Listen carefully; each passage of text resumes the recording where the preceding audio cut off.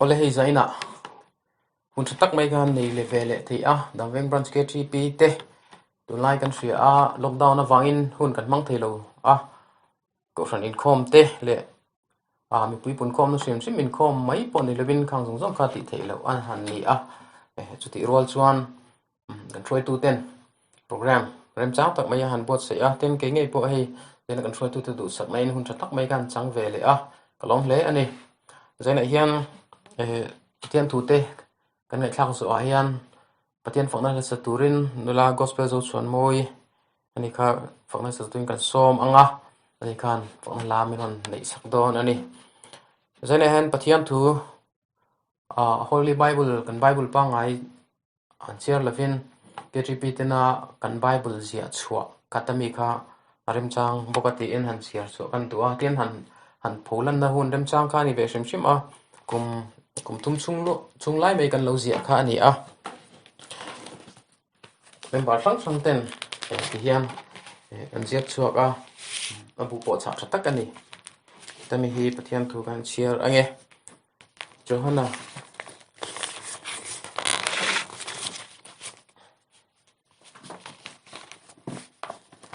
Johana bung som panga changli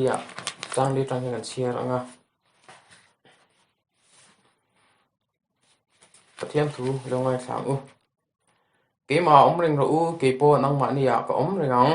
peng chu grab fuya omreng lo chuan ama in na ra thei lo ang bokin nang ni po ke ma in omreng lo chuan in ra thei lo wang ke grab free chu kan ni nang ni peng te chu in ni tu po ke ma omreng a piang omrenga ke po ama a ka omreng chu mi chu tam takin ara thin ke ma lovin eng ma in thei si lo ke ma lovin eng ma in thei si lo atu thiang lem kan siap te pan kan cha tan mal ni som tu se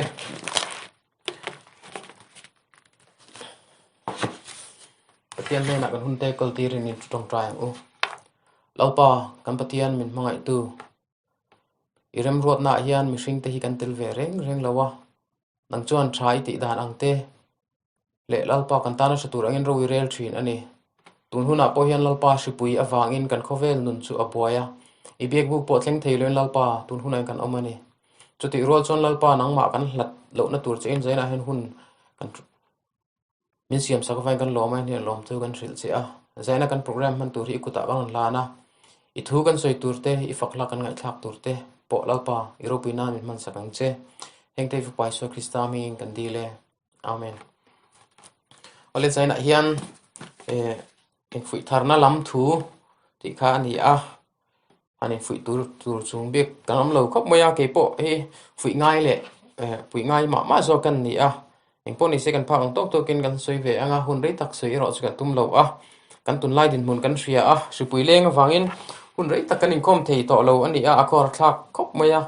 in khom te hi heti anga hun rei hi kan chol anga ti te hi kan chol anga kan thut mai ang ti te hi mumang lama po kan lang ngai tu pha lo mai ni loina suang to na point kan la suang to phalo thin ni amaro chu kan in khom lo miaw in khom te hi ato ti in khom te in om lo top mai ni ma se heng te hi supui lo ta ka wang khan ani a eng po ni se heng te hian hun ani to zia min ril a kan bible kan mu a chu ti rol ro chuan hun chung chang ro kan soi tur an lo thung a chu ti chung chuan khovel hi athang me zel a kan changkan na te in min nek chho zel a mani ai om tle na to khi atam to em mai ni pin dan chunga mani chok point kan tlei thei viau to a chu wang chuan tu na kan hanin khom lo le zel phei bok nen kan nun zong hi heng lockdown te min ti chema yang ti te hi alhom em maya kan internet chaklu tuk te hian kan nun te hi enge midang lakata in tiar filima sap tong deuh takin individuality an ti anga khan min throi lut chho mek a kan heng hian kan nun te hi min ti chang ti hi lo em maya midang momo lo na KTP kher hi a thul lo ve oi main man kher thul lo ti na te hian min throi lut ong ti hi ala oma tam tak pen chu throi lut mek to mai thei ni in nuam tak mai kan neya tiang lim eng sur maya chu ti role ro chon sitting room a chung ko hanin kom hlim ham han nui ho ham te kha awang to em mai ni kan in chung moi tak le kan in lian tak te chu ruak huai a choi dona choi khom choi turin kan han kal khom tak a chu ti ro le ro chuan cho kan han ei khoma cho kan han ei khama kan bo le du ka ma ni ru ma ti kan han khung sang le de ka kan van tlei tak chu wang chuan tun lai khovel chang kan te hi kan man thiam lo chuan pathian min hlatir tu chung ko in khai khom na chung ko in khai khom na ban min soi hin sak tu lian tak kan thei ni chu bang chuan thalai te chang hi kan ni lowa nu le pa te ano pang chum chiap thleng yang chu nu in na om nan ta na afa te phone man tir ngat te pe chuan an tlei em mai ni dik tak chuan pom po hi an ngai lo ni an tlei lu tu kan ni ma se heng hi lo ngai in lo thlir reng thin ma lo thlir reng ila mobile phone manga no pang en call seilen ka chu hian engera tha chu angem chung ko lut na hi aron tha chhongem ti kha ril ruwa chuan a lian em maya chu wang chuan kan fa te hi kan fa te en call na thlenga po hian kai kovel chang kan nai kan man thiam lo te po hi atul ani amol chu kalam kan soi tum ani vak lawa an soi viau don chuan tlang wal lai chuan fa en call hi all ani te hi min lo ti le ang ti te po hi la om anh po ni se ko vel chang kan na hian kan nun hi athu nun na sa em to maya income lo ai chuan net pack nei lo hian kan buai na sa ani dik tak chuan internet hian kan nun hi athu nun to em mai athu nun na se em mai zet thu po cheng lo chu ti rolin thalai ti hian kan thiam na sa kan fing to box si chu wa chu ti le ka po kan zir na sa kan zir sang kan member te jinga po zaina po hian helai kan program ngai thatu te jinga po doctor te philosophy lama thiam tak te po kan oma MPhil lai te po niang ten khan soi ve khang lai philosophy te pe chuan acting mishing hi neutralin om thei lo ni atika helama ina min thunun lo chuan helama min thunun don tho ani ko shane mo KTP nemo min thunun lo chuan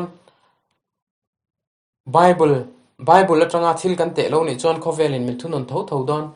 chu wang chuan neutral kha om thei lo wa chu wangi geni ta na thaber thalai ta na thaber chu KTP hi ni ai tha om lo ti hi isha thar leng u kan lo chang kang viau ni point KTP hi chang kan san chi ni lawa lekha kan thiam viau ni point lekha thiam san chi ni lo KTP hi chu wang chuan kan house na te kan fin na te hi eng ma chuan turom lo Solomon khan ing tin nge ti kha atopa chuan ing tin nge ti ni noya thil zong hi engma lo mai lo ni ati ni Solomon a meu point kha khatia ti ne chuan ke ni tan te phe hi chuan hanin ti thei chat na vak tur kha om lo ni kanin ti fing kanin ti tun lai ten lekha po kan thiam chu ti rol chong ko san hi kan nual suat tur ani lawa KTP tel ve kher hi tul ti lo ti te po hi tul ti lo na te po hi lo om to thin thlai ten kan nun kan mo chon atan hian KTP hi atha ber ani chu wang chuan pathian le ko ran ho te hi kanin nga na kanin man na bul pui ber ni se he hian kan nun akai soi jok don ani dik tak chon lockdown ni han re chho se hanin khom hanin KTP chho le tak te hi cha om ani kumin pe chu pati kan ko ran kan upaten min du sak le zualana poncho ko ran jai bol dan poncho thar te min le sak poncho po voini thleng kan labat thelo ni patien zara kumin chu kumbul kan tan the mai ko ran jai pol ni se member za som thum chuang in hla te kan zir thina he hi kan member ta zong tanga te chon za som nga don ka kan ni ka tiang kop kan kumbul kan tan tha amaro chu lockdown awangin Tripuya wangin hun kan mang thei lo thei to pin han lockdown han re se thei to pin kan zawai bunan tan han ti thar le ta ila I KTP chole mu pong mu ti kha kan so thanem ngai te kan som du chewa dik tak chuan heng kan evangelist te kan thil tu lar zual te hi engema chang chuan an ngei om thini ka ti achan chu ring tu nun hi an soi harasa thei lu tu kan ni ring tu nun soi harasa lu tu ka wangian piang thar te KTP in mang te ko san bel ka ti kan tlem pha ni te ka sa ve thin ko soi sual ni chon pathian ni longai dam se dik tak chuan ring tu nun ai chuan ring lo tu te nun hi ha thak zo ka ni ken ha thak mai ne len har sa fe zo ka ni nei le ben du lo boy ka han ta re tak ruina tu ran nei lo wa sal ruk tur nen bat tur nen puk chapin dik tak chuan aba dik te phe hi chu arap thak lu tu ka ni ti ngai na om lo chu ai chuan kan thalai rol pui te zinga thalai rol puite zinga zai pol la han zir thup mai te han natlan so te kha afan ha dam thak zok tak o kalai te kha kan mu fu lo ni rui lo boy kan tanga sual kan klana JSC YMA exercise duty khang zong chak alaka country ma hlau an ngai box si khang ni lo lim tak pathian faka han zai thup te te kha no mani chuwang chon pathian hi kan nai e tu la pathian hi nai zo ang khovel mi te tan hi khovel mi te ni khovel lama tlan hi thak zo kan ni dik tak chuan chuwang chon pathian kan haya pathian le ko san ho te ke gp te thalai te tan so kan nai hi lu mani ti kha shei la kalam ka chu du tok le photai la dot le kan soi du chu tun hun ni pathian thu oi hun ani kan ti du ani lockdown lai chuan kan ria in khom box si lo chol ni thling mai kan ol vek mai ya tun hun tak hi pathian thu kan oi kan nai atul hun tak ani ring tu de chu in pol khoma in tunung tang tur kan ni ma se kan chu pui lenga wang kan in khom thei si lo kan tong trai thei lo wa kan zai ho thei box si lo thil ti khom kha thei lo ni chu wang chon tun hun taka kan in kha da ani chuan pathian laka ta hi kan na tial nge do ni in khom ma tla lo na chu in kha da po lang ma se tun hun pathian kan nai atul hun tak chu ni ta ni pathian thu oi hun dik tak chu bek ina akhan ani kher lo ni ani ber lo ni bek ina kan in khom lai ka chon sual min ti boy kher lo ang bek in pon kan chu hun akhan pathian khan thlem na te chu kan tok thin le har san te po sual te po kan ma chon thin ni chu wang chon mani kan oma sual ke mani ti rem chan lai tak te e ru rem chan lai tak te zu le drak le rui hlo le nula tlang wal na kami ti sual thlu na rem chan lai tak tu ma min mu lo na hun lai tak te kha pathian thu oi hun takani ti hre tharang ko san hlim lai khong ri rol ruala an lam chu ma ni ban nei chun ang po toy ma ti ni om pa kan phar har lai te ka chon dik tak chuan pathian thu oi kha angai lo the an ti la angai lo po ni chong leng kan ri thiam thoin kan ringa KGP kan kal fung lai mak tak mai te ka chon pathian thu oi kha har san kan nei vak lo ni ma se pathian thu oi hun chu tharau lim par kan tlan na pia lama khan ani tharau lim na apar kan tlan na pia lama khan pathian thu oi na hun chu in chan don tho ni hei she tharang sual mai ol sam lai tak pathian phatsan mai ol sam lai tak hi pathian thu oi hun chu ani ti hi sual ol sam huna hian i hre chuak sam ang chu chuan kan nun avong him theyang anga kan ne zel don ani ka tiang kan thiat chu kan ne chuan kan ne chho zelang krista zara kan ne zelanga lal khum chu kan chang nei don ani ka soi tong khan rei tak zaina soi na hun ani lowa thil pakatan soi le sam kan du chu man jana khan thar khip fak zai ti zone ta khan anon pe life kalo en ve an khun mang to speaker khan thon tu pakhat deuh kha asoi ni chu ta asoi chu kan soi chu le kan du chu pakathiana fanu paslom nan car kha pe ape dona ak chu a car pek tur chu hei model hlui ve to tak ani khal pon khal chok ngai to lawang gara sa tong tak khan thring rap khan an da ani chona fanu hena chon mami he ka car pek tur che he ka pek ma che in vakal chuak la second hand car an zona mun avakal pui phot te atiani te chona fanu chon second hand car zona chona vakal chu puya ava dor ve ni aron let le apan hian chon ka pa second hand car zona chon cheng dollar sang khat ba kin an ngam lo ni atiani chuta apa chon ngoi wang anu ani le ka pek ma che in tang ka da kham na khami mun akhan wa da vakal pui le phot te atiani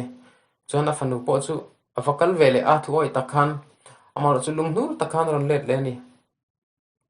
afanu chon ka pa chu huna pe chon dollar za ba kin an du to lo ni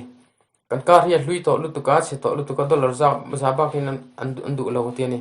apa chon mami voi khat che kal le ro atia tu ta chuan vintage car club vakal la voi khat che tun che vakal pui le ta che atia afanu po chon lung nur tak chon vakal pui le ta ase kha vintage car club avakal kharon hole khalim ta khanron hole ni apa bula jang kapa kan car hi dollar noi khat pon an ngam sin atia ni tu mai ni len du tu pon tam em ni atia ni kha car kha Nissan Skyline R35 car kha lo ni ani ti chuan chu kha vintage car club ho khan an lo du em maya a lu khan lo te chu wang chon dollar nuai khat po khan an lo ngamani kha car kha a kain bo sai lan kan en kwal vel mai maya Fast and Furious film ka kan rianga Paul Walker tuna chana chi to kha khami po khan man kha tiang kha alo ni reng maya chon apa chon ti hian ti ta ni afanu pula chon ka fanu iom na huna dik chon hi lu manga kong dik a shwayan che atiani i hlu lo viau ni pon thinur suang che iom na dik lo ti na ni mai i hlut na shatu te chu an i hlut na shatu te chuan an lo mang chenga chu wangin i hlut na huna i hlut na an mu lo na huna chuan chengai su ti an hrila ni keni hian en vere taila inga nge kan hlut perang khoi huna nge kan hlut berang Krista lo chon hlut na kan van nei lo em keni hian dik tak chon ke po kovel thil lam thila chon eng ma chon tur kan nei lo kan thiam na te kan fin na te hi eng ma ti tak tak ka kan nei lo chu wang chon kan hlut na hi Krista chau ani chu Krista kan hlut na chu khoi huna tan nge ti kha eloin zot le ta ila ke hi ka soi tong kana mengin kumina branch leader kan ni a an branch aba hian leader ni na dang re reng kan nei lo mi venga chon eng ma kan ni lo ni ka Jerusalem chu he dam veng branch he dam veng ko fran hi ni kan member du tak te po khoi hian nge kan hul hlut ber he branch tan hian ani ti hre tharang u in chuang thei kan ni lo in du thei kan ni lo wa ni china kar lui to tak kan soi ang de khan kini po mi venga chon an kal tai le eng ma kan ni lo enga ta ma mi long ti long ak zat ni po kan zat don lo ni ma se pathian in he dam veng branch a hian member ni turin in da group roi tu ni turin min da a branch roi tu ni turte ko fran zai pon member ni turten min do ani chu kan hlut na mun ber chu ni he dam veng branch ke tp chu wang chuan mo kan pathian thu in ang tin nge ti kha chu wang chuan kan rong bol na mun pathian in amin da na mun a han thanem ngai ta ka thei to parong bol mai tur kan ni ani lo chuan pathian poite po kan sueng ti kha lo mani kan hlut na mun he pathian min da na mun ani kan pathian tu eng tinga ti du da ta ka pathian rong bol tu chu an chedong in amro se ti ni kha chu wangin kan ni na pathian KTP member kan ni na te KTP shoi tu kan ni na te group shoi tu kan ni na te a te hian kan ril ru le ngai tu nai seng tharila pathian ne na pathian in min da na hian thei top choila he kan lut na mun bera hian kan thanem ngai takini thok chok I thokang u mi venga chon eng ma kan ni lo thian tel mi veng mi lo tui pui vak kha dik tak chon pathian min da na pon ni lo ni chuwang chon thanem ngai taka pathian rong kan bol thei nan te pathian an chia kan don lo nan te pathian in min da na huna theu hian thanem ngai takin rong I bol thar le ang u ti kha kan soi thei tok ani pathian in athu kan soi te malmin som sak ro se ale tuna chuan pathian fakna la sa turin mila gospel zu chuan moi kan so manga chu kan hun top nan kan mang zui don nia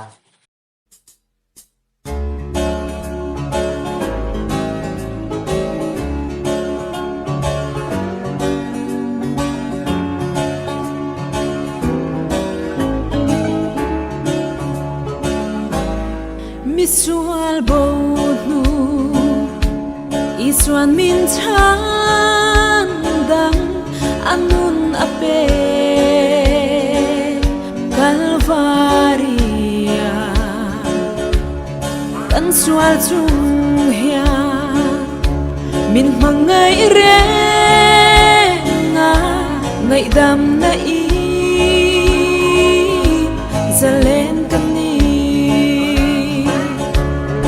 Munro pui sang ka to lo nu lali swan min siam le ta Munro pui sang ka to lo ta lali swan ka tan min buat sai va na kia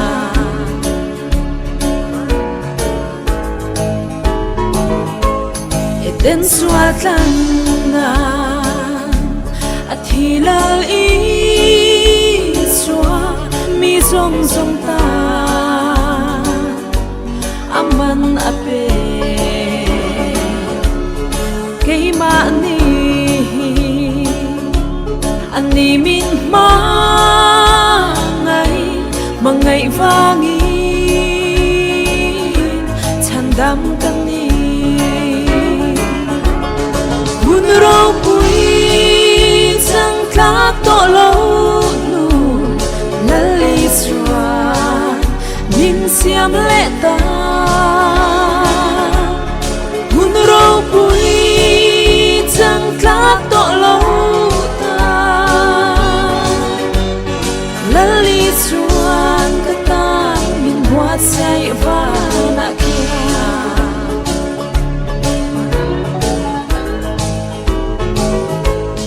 kan pa vana mi kan lom em mal som tin re in min vura nang ma chau trôi môi thấy tu rin ikut saki min xoay zero mun ro pui sang klak to lo nu lali sua min siam le ta mun ro pui sang klak to lo lali suan kata min buat saya vana kia mun ro pui sang klak to lo nu lali suan min siam le ta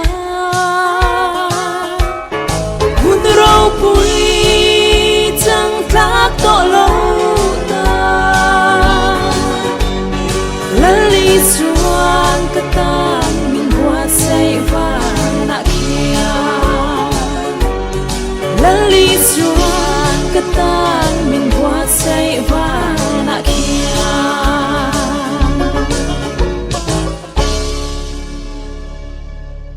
lalpana fakla kan sakte kan zawai tan malmin som sak cheu ro se